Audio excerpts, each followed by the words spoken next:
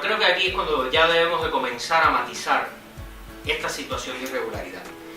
Y yo ahí refiero que hay que remitirse al artículo 30 bis de la Ley Orgánica de Extranjería, que es la que define la cuestión de irregularidad.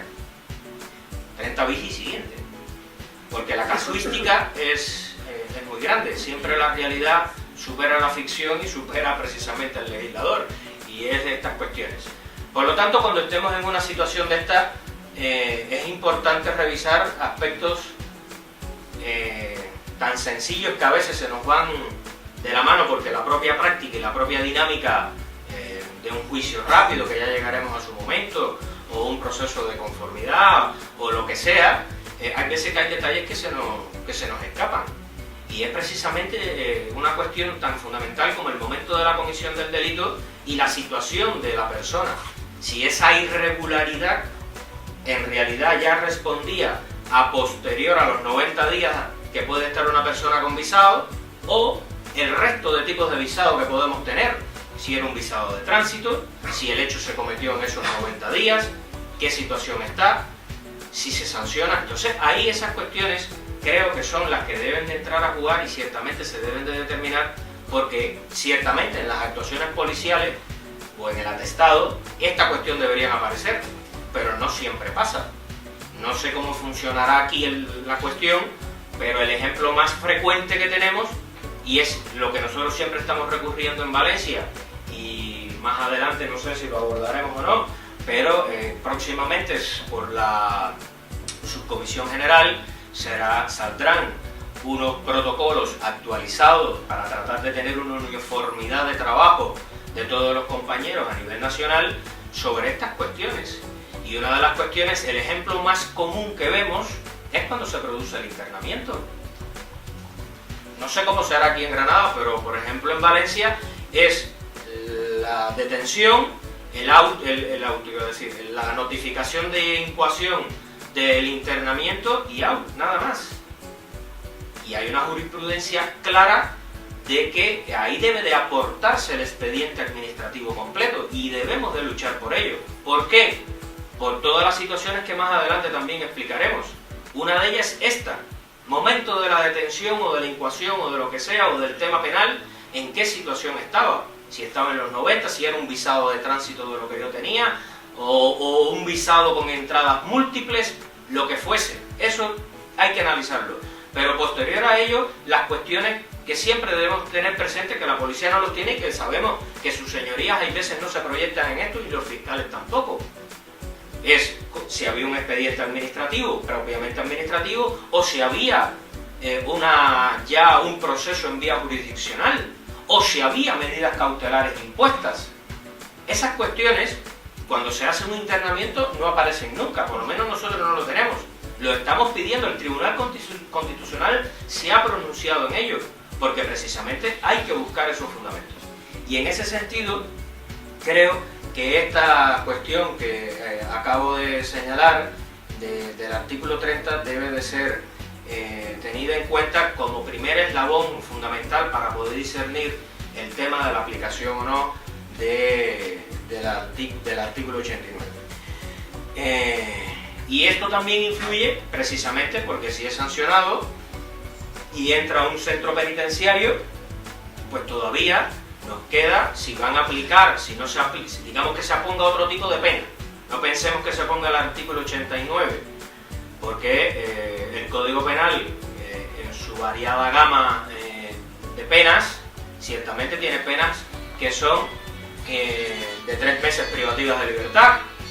Entonces, si una pena de esa índole no es aplicado del artículo 89, pero sí ingresa en el centro penitenciario y después se va a aplicar un 57.2 por tener un antecedente penal, no, yo no estaba en situación irregular.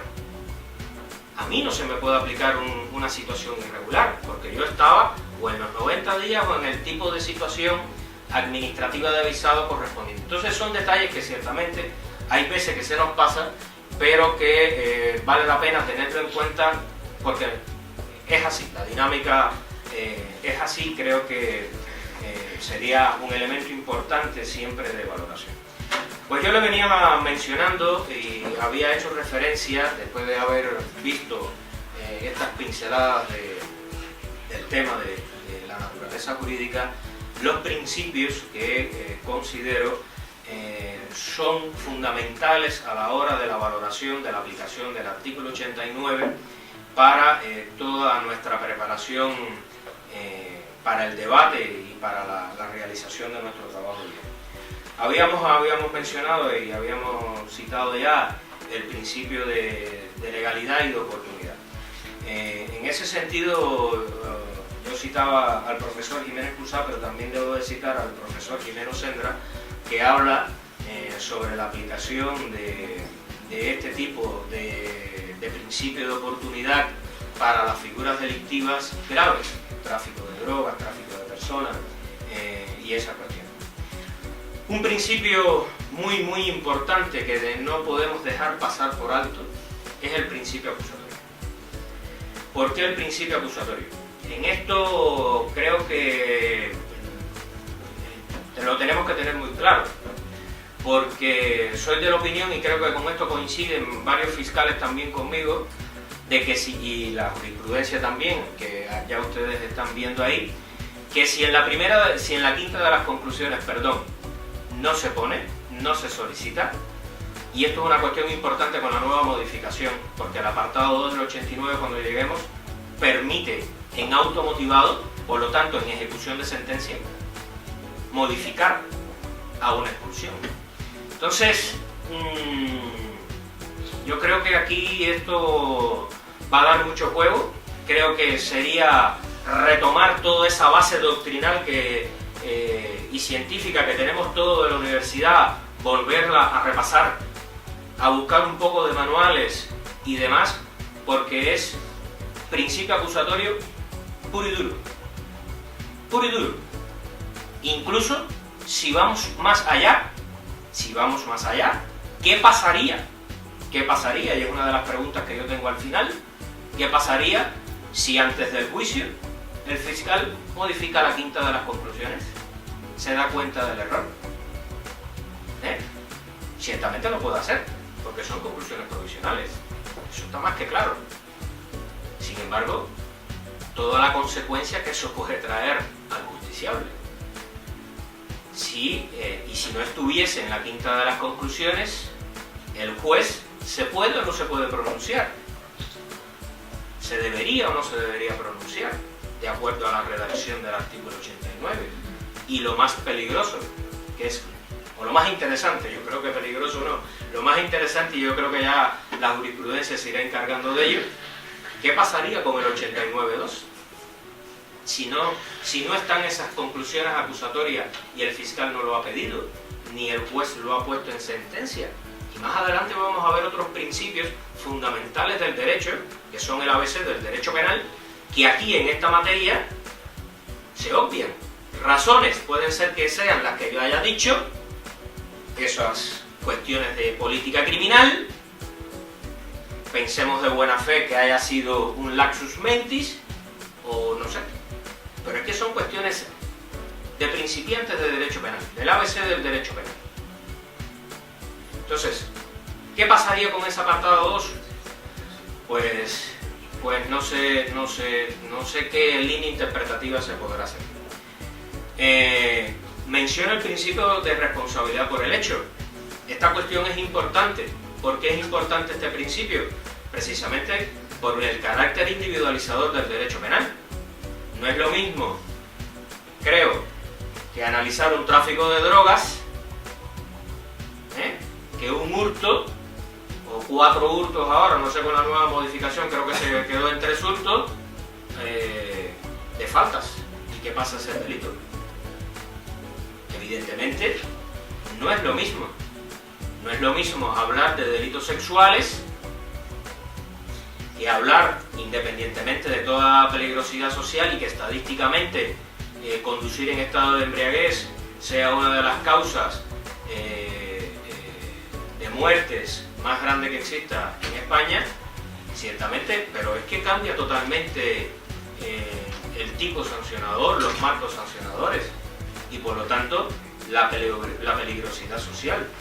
Es decir, que por lo tanto esta responsabilidad por el hecho nos lleva a ese análisis individualizador que ciertamente es lo que nos permite, con otros elementos que mencionaremos más adelante, poder ir matizando estas conductas para ver si en realidad existe o no, con la nueva modificación, la posibilidad, como bien dice, la audiencia que se le tiene que dar ahora al penado, al justiciable, para la aportación de todas estas cuestiones que serían los elementos a tener en cuenta. Creo que otro principio que entra ciertamente que va a ser profundamente analizado, ha sido ya analizado y continuará siendo analizado, es el principio de no bis in idem y el principio de legalidad de ejecución de las penas. Y este principio de legalidad de ejecución de las penas es una cuestión muy importante por lo que yo lo acabo de mencionar de este apartado segundo.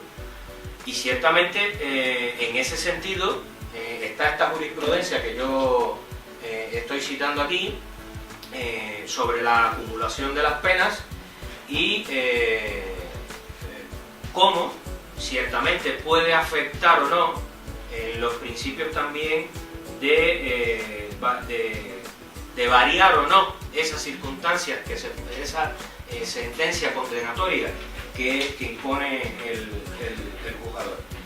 Creo que en ese sentido esta sentencia del Tribunal Supremo y del Tribunal Constitucional, y las que menciono, hacen una valoración importante sobre este principio de no bis in idem, sobre la acumulación de las penas, que también tiene que ser muy tenida en cuenta.